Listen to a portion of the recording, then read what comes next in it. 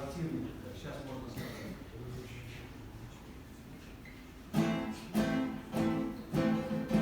Русь решил из всех, что жили, но сегодня опять как вчера обложили меня, обложили, ходят весело на номера.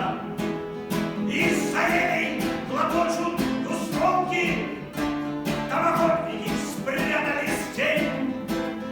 На снегу кувыркаются волки, превратившись в живую мишень. Идет охота на волков, идет охота на серых хищников, матерых и щенков. Кричат загонщики и лаются на работы, кровь с ним и там прекрасные рожки.